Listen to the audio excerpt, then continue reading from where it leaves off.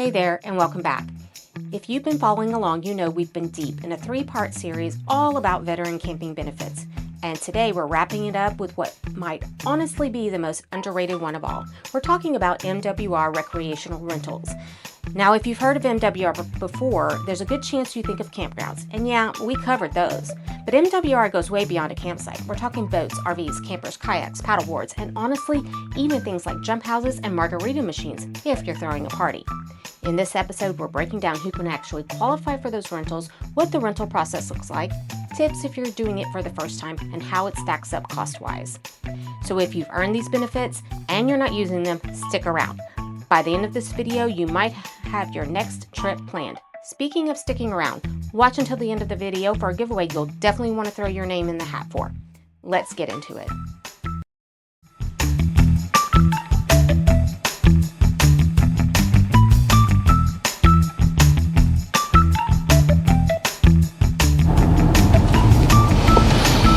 Hey guys, this is going to be our third part that we've been promising you guys on our veteran camping benefit series. Today I'm getting ready to go on base Fort Sam, Houston, and San Antonio. I'm going to head to the MWR facility and I'm going to head inside and walk through the process of renting a boat through the MWR facility, which is one of the great benefits of being a veteran and camping on base. Just as a reminder, MWRs, they rent way more than just boats. There's barbecue pits, trailers, RVs, pontoon boats, jumpy houses, margarita machines, you name it. Each MWR facility, they're all going to vary depending on where you're at and the location and the stuff that they stock. And so when you're on a base and decide to do some military camping, please stop in and support your local MWR. It's a great way to spread the wealth. So anyway, gonna take a little bit of time. They've tightened down the hatches on getting on bases with Iran stuff kicking off, so that gate that I was just getting ready to go through is closed as a point, as of an example. I'm gonna have to go through the main gate and work my way back, and I will pick back up whenever I get to the facility.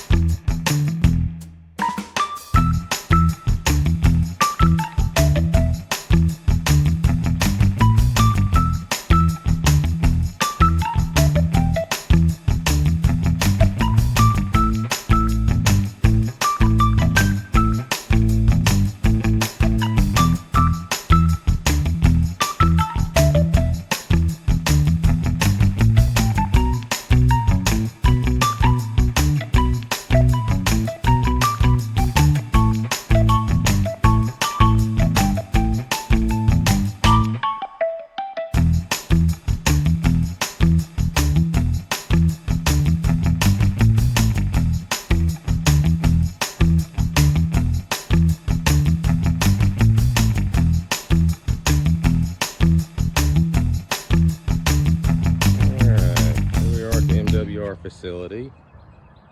Got all kinds of stuff here. There's the main building right there.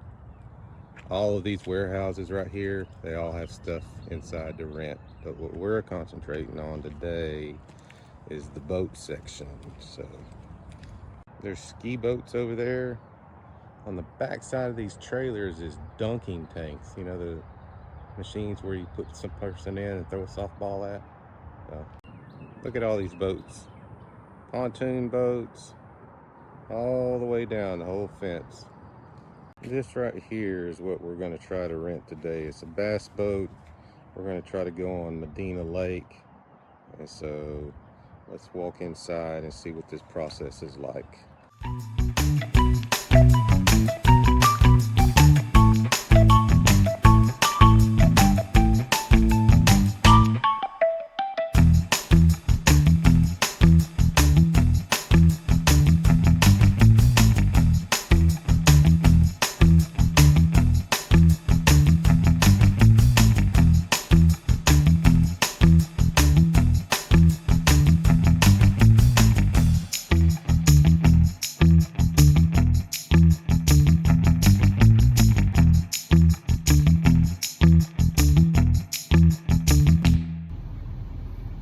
we're checking the lights, doing a walkthrough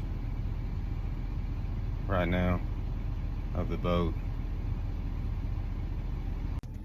All right, just finished up process of renting an item at an MWR facility. I think what the total process took like 30-45 minutes. They do a complete walkthrough of what you're renting by checklist, and you were to return it the same way. I was kind of surprised about the whole breakdown policy, and anything that breaks is kind of, they pin it on you, but it kind of is what it is. So yeah, pretty easy process. I think it'd probably be the same for pretty much anything out here. I mean, bigger the boat, the more stuff to walk through, I'm sure, but anyway, you get the general gist of the process.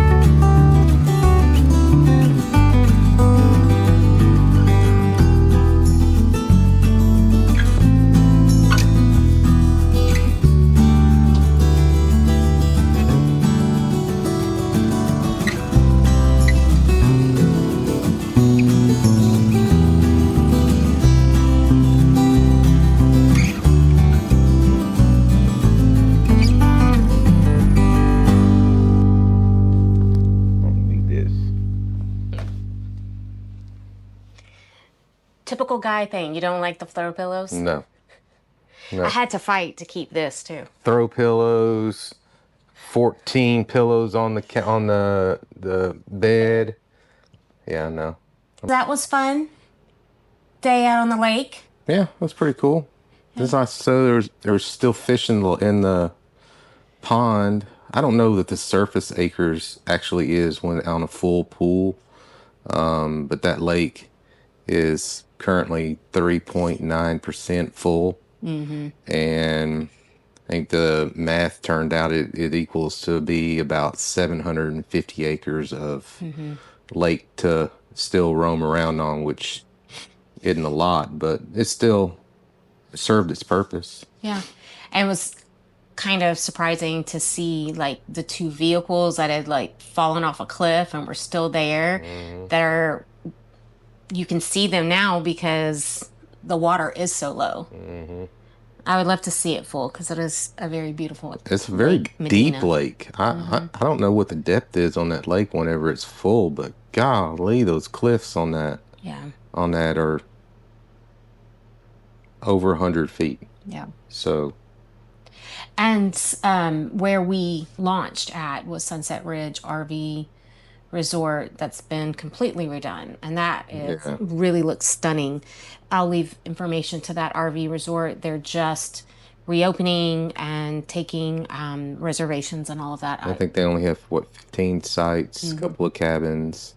an Right event now. center, pickleball. You know, they've done a phenomenal job with that place. So, and we weren't the only people that were fishing. I mean, there were people putting kayaks in, 2 or 3 boats behind us. So, I mean, people are still actively using the lake. So, I mean, you know, there's still fishing out here at LMRV. You just have to drive that way to You just find have to it, drive it to the dam. and Yeah. you know, you can still utilize it. So, Yeah.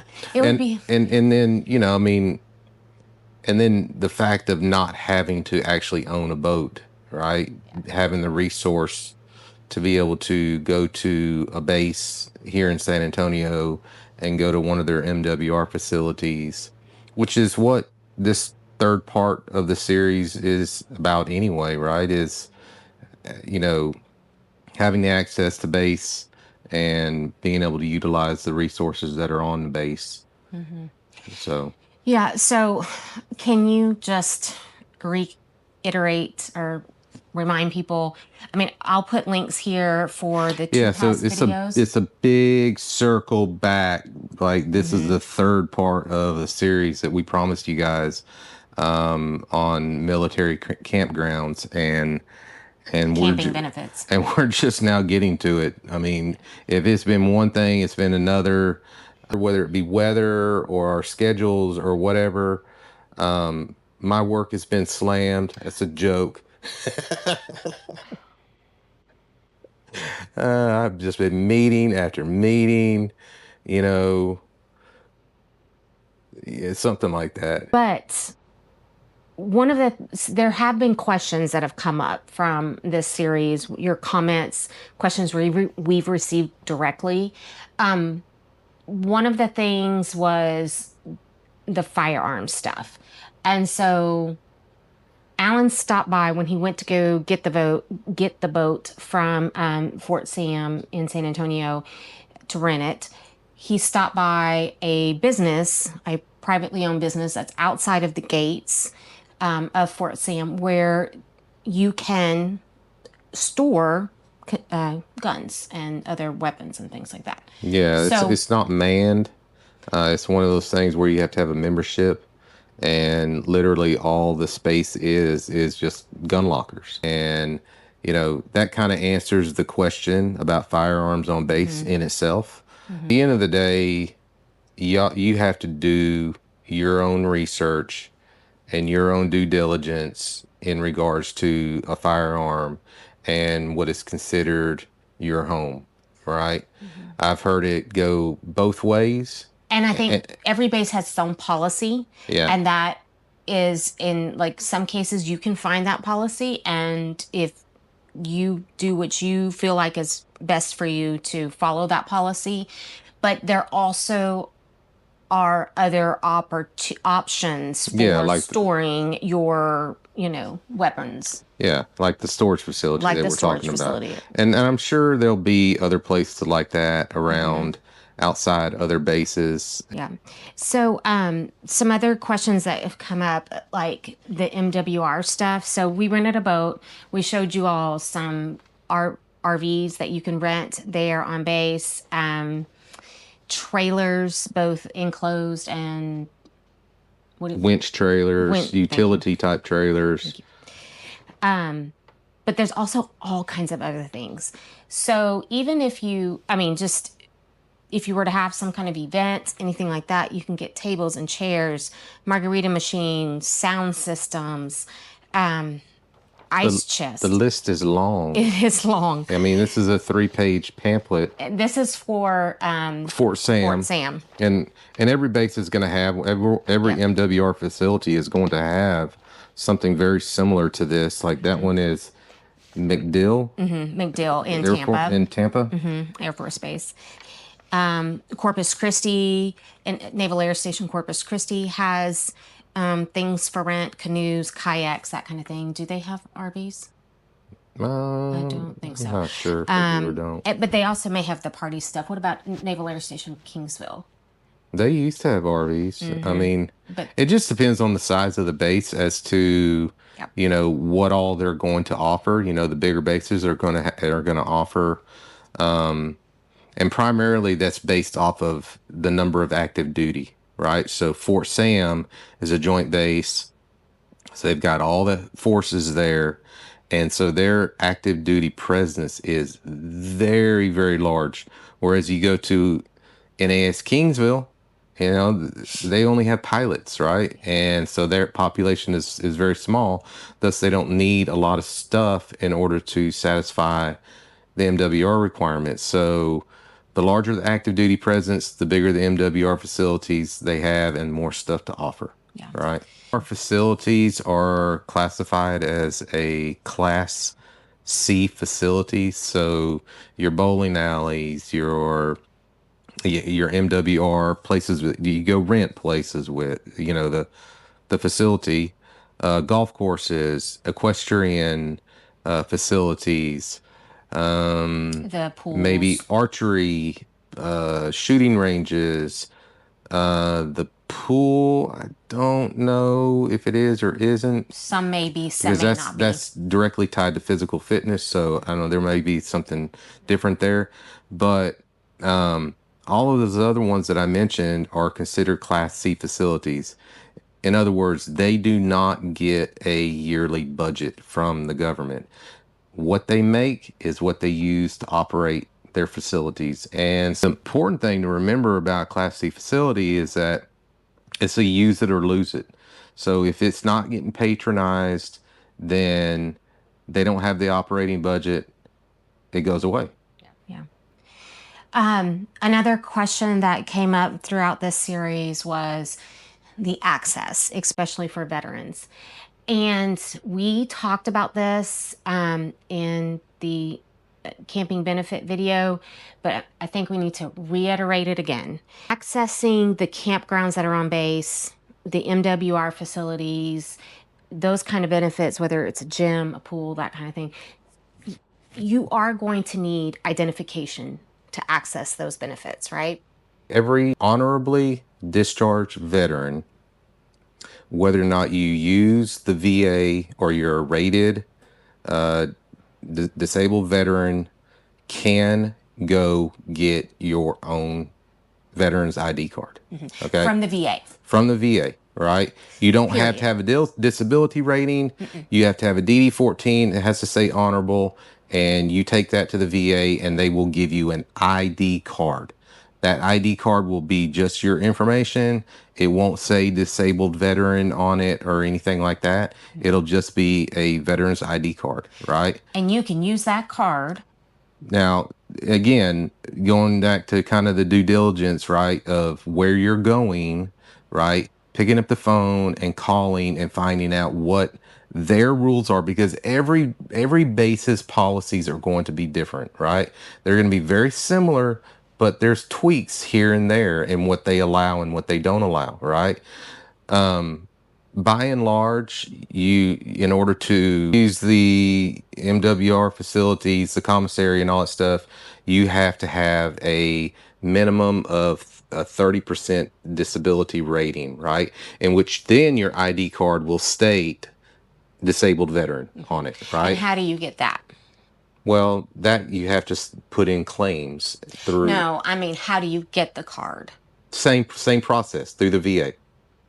Every base has their own policies. Every campground has their own policies, and you do have to pick up the phone. And I think we reiterated that in the previous videos. But you know, we stayed at a military campground that we didn't have to have an ID, or we didn't have to show ID for it. Yeah, I mean, we did, but it was also unmanned. Yes. If there was been someone there, would they have checked? I don't know. We don't know. I'm still not sure that anybody out there has ever paid, much less an ID card. So, do we admit? No. We tried. We tried, man. We tried to pay. I mean, we tried. We tried everything. We tried to give them money, man. We did. And just anyway, it just wasn't there. It's in Del Rio. Del Rio. And it's right there on the border. And it's, if you're ever going on Lake Amistad. It's on Lake Amistad. And if you're ever going like to Big Bend or coming from Big Bend or whatever, you know, it's a great stopping points, and it's a really neat little campground. It's right on the river, so The water. yeah, it's right on the water. That too. Anyway, so something else that came from this is just if we had like a route or, you know, or a listing of campgrounds, military campgrounds, and that kind of thing, and we may put something like that together for the future. So Yeah. so if you have any other ideas, drop them down in the comments below, and we'll look into seeing if we can maybe in a future video pull some more information together for you guys. Yeah. Yeah. But on to some fun things. We have a little giveaway that we want to give our community. Not everybody. No, one person. It's kind of the starter kit. It is a starter kit. You know, it says starter kit. Yeah, but I mean, like, you know, some of our newbie full-timers, I don't know, or newbie RV. Or if you need to refresh some stuff, Yeah. you know, if you need a new hose. Yeah. Everybody always needs toilet paper. We picked this up when we picked up the Brinkley as a giveaway for our community, and so we're just kind of getting around to getting through the process of doing all of that. So it's got a lead-free water regulator, 2 wheel chocks, a 15 to 30 amp 12-inch adapter cord, RV dump gloves 12-pack, easy coupler 10-foot hose, 2, a 90-degree clear sewer fitting, pure power drop-ins for the black tank, and the drinking water hose. So yeah, so this is a good little kit and giveaway that we're gonna do. I don't know how are you gonna do that? So if you scan this QR code right over his face, you'll be able to go to it's just a Google form. We just ask for your name and an email address, and there's no catch. There's just, we are asking for the email address that we can contact you and let you know if you won. And then, What are the rules? no rules. You just have to scan the QR code and fill in the information. Yeah, but how are you gonna draw? It'll be a random number draw. Whatever number comes out is who will get the kit. We'll send an email, and we will have this. We really want to get this out for the beginning of the camping season, which officially kicks off Memorial Day weekend. We're going to start this giveaway as soon as this video releases, and it will close on May 17th, so that we have a little bit of time to get it out to you and to whoever the winner is. So it will be good to have for the whole camping season. Be sure to put your name in for a drawing. Yeah. Pretty cool. Yeah. Okay. And if you're not already subscribed, hit the subscribe button, hit the like, share, and we will see you on the next one. Yeah. See you guys.